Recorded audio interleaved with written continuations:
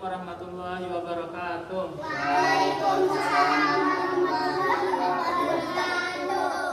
Gimana sore ini? Sehat semua kan? Alhamdulillah. Sehat. Pada ngaji kali ini Ustadz akan bercerita. Ceritanya tentang apa? Ceritanya tentang masa keemasan, masa kejayaan pada zaman kerajaan Islam Turki Utsmani. Siapa yang pengen dengar ceritanya? Angkat tangan. Yang pengen dengar ceritanya angkat tangan. Nah, pengen dengar semua kan? Nah, ceritanya, nah ini nih ceritanya.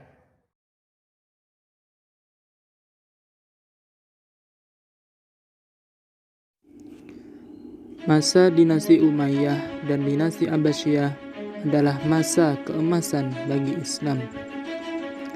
Setelah keruntuhan Baghdad pada tahun 1258 Masehi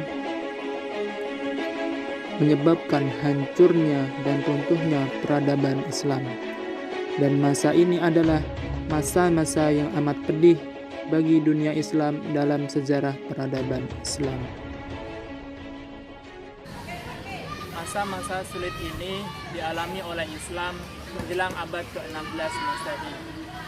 Namun, peradaban Islam mulai bergairah kembali dengan munculnya tiga kerajaan. Tiga kerajaan itu adalah Kerajaan Utsmani di Turki, kemudian Kerajaan Safawi di Persia, dan Kerajaan Mughal di India.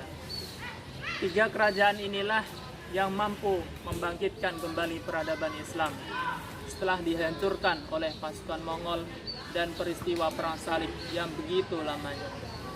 Masa-masa ini dikatakan sebagai masa keemasan jilid 2 bagi Islam. Dalam sejarah Islam tercatat bahwa kerajaan Utsmani ini didirikan oleh orang-orang Turki dari suku Ugu yang mendiami bangsa Mongol dan wilayah utara Cina, yang kemudian pindah ke Turki, Persia, dan Irak. Mereka memeluk Islam sekitar abad ke-9 atau 10 saat mereka menetap di Asia Tengah. Karena tekanan dari Mongol, mereka mencari perlindungan di dinasti Seljuk yang saat itu berada di bawah kekuasaan Sultan Alauddin Kaykobat. Entogrol bersama pasukannya pada waktu itu berhasil membantu Sultan Seljuk dalam menghadapi Bizantium. Atas bantuan inilah ia mendapat penghargaan dari Sultan berupa sebidang tanah kecil di Asia yang berbatasan dengan Bizantium. Sejak itu mereka terus menumbuhkan wilayah baru mereka. Setelah Entogrol meninggal, posisinya sebagai pemimpin Turki Utsmani digantikan oleh putranya, Utsman. Beliau bernama Utsman bin Sauji bin Ertugrul bin Sulaiman Shah bin Iyal. Beliaulah sang pendiri kerajaan Turki Utsmani. Sebagai penguasa pertama, maka dalam sejarah beliau disebut sebagai Utsman I. Beliau memerintah pada tahun 1290 sampai 1326 Masehi. Karena beliau adalah sultan pertama, beliau berkonsentrasi dalam perluasan wilayah dan melindungi daerahnya dari serangan pasukan Bizantium. Adalah Orhan, putra Utsman, memerintah pada tahun 1326 sampai 1360 Masehi. Dia membentuk tentara yang tangguh yang kemudian dikenal sebagai Inkisariyah atau Janissary untuk memperkuat kekuatannya. Kebijakan militer ini dikembangkan lebih lanjut oleh penggantinya Orhan, yaitu Murad I, dengan membentuk sejumlah korps atau cabang Janissary. Semua tentara dilatih di asrama militer dengan semangat perjuangan Islam. Kekuatan militer Janissary berhasil mengubah negara Utsmani yang baru lahir menjadi mesin perang yang paling kuat dan memberikan dorongan luar biasa untuk menaklukkan negara-negara non-muslim. Setelah Murad I terbunuh dalam pertempuran melawan tentara Kristen, ekspansi berikutnya diikuti oleh anaknya, Bayazid.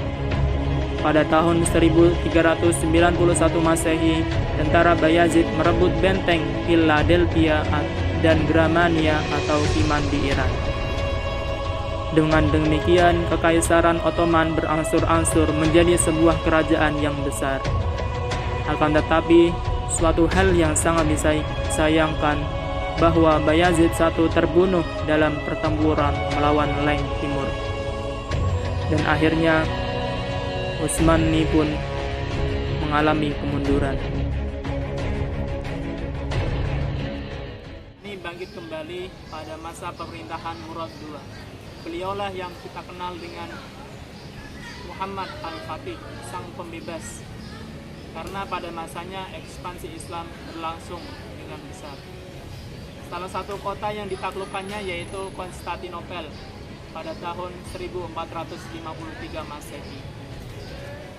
Demikian usaha untuk menaklukkan Kekaisaran Romawi Timur yang dimulai sejak masa Umar bin Khattab telah tercapai.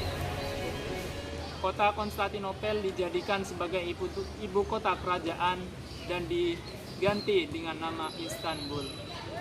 Jatuhnya kota Konstantinopel membuat tentara Ottoman lebih mudah menaklukkan wilayah lain seperti Serbia, Albania, dan Bulgaria. Sekalipun Konstantinopel telah jatuh ke tangan Utsmani dengan kekuatan pasukan Muhammad Al-Fatih, namun orang-orang Kristen yang hidup di sana dibebaskan beragama Kristen dan mereka pun bahkan diizinkan untuk ikut memilih pemimpin yang diresmikan oleh Sultan. Setelah Muhammad Al-Fatih meninggal, ia digantikan oleh Bayazid II. Dia lebih peduli dengan kehidupan tasawuf daripada berperang. Kelemahannya di bidang pemerintah yang cenderung berdamai dengan musuh telah mengakibatkan dia tidak dipatuhi oleh bangsanya, termasuk anak-anaknya. Karena seringnya perselisihan panjang antara dia dan anak-anaknya, akhirnya ia mengundurkan diri dan digantikan oleh anaknya Salim I pada tahun 1512 Masehi. Ottoman dicapai pada masa pemerintahan Sulaiman I. Beliau disebut sebagai Al-Qanuni karena beliau berhasil menciptakan peraturan-peraturan masyarakat. Orang-orang barat menyebutnya sebagai Sulaiman Besar. Beliau menyebut dirinya sebagai sultan dari semua sultan, raja-raja, dan jangkar mahkota untuk raja. Pada masa pemerintahannya, kerajaan ini mencakup wilayah Eropa sampai ke Australia, Mesir, dan Afrika Utara, sehingga sampai ke Aljazair dan Asia ke Persia, dan termasuk Samudra Hindia, Laut Arab, Laut Merah, Laut Mediterania, dan Laut Hitam. Kekaisaran Ottoman mulai melemah sejak meninggalnya Sulaiman Al-Qanuni. Para pemimpinnya lemah. Selain itu, penguasa kerajaan tinggal dalam kemewahan sehingga sering terjadi penyimpangan keuangan negara. Kendati demikian, serangan Eropa pada masa itu pun masih terus berlangsung. Dan pada akhirnya pada tanggal 3 Maret 1924 Masehi, kerajaan Utsmani ini akhirnya runtuh. Utsmani mempunyai pengaruh yang sangat besar dalam perkembangan peradaban Islam, khususnya di bidang militer. Salah satu tentaranya yang sangat terkenal yaitu Janisari sangatlah tangguh dalam menghadapi musuh-musuh Islam. Karena itu, kerajaan Utsmani ini mampu membentangkan kekuasaannya dari Eropa sampai ke Asia.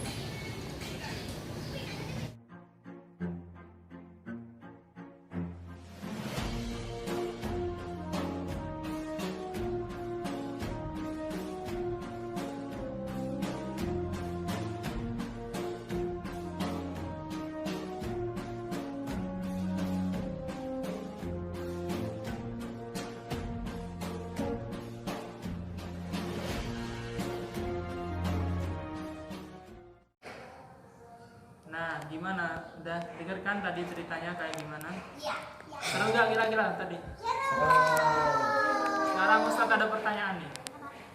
Ada yang kenal gak sama salah satu raja atau sultan di kerajaan Turki Utsmani tadi? Nah, Rahman. Sultan Muhammad Al-Fatih. Nah, betul. Rahma tadi udah bilang ya. Salah satu sultan yang terkenal di kerajaan Turki Utsmani yaitu Sultan Muhammad Al-Fatih, sang pembebas negeri Konstantinopel. Mungkin cerita cukup sampai di sini saja. Semoga bermanfaat bagi kita semua dan semoga Islam kembali jaya seperti dahulu kala. Demikian, assalamualaikum warahmatullahi wabarakatuh.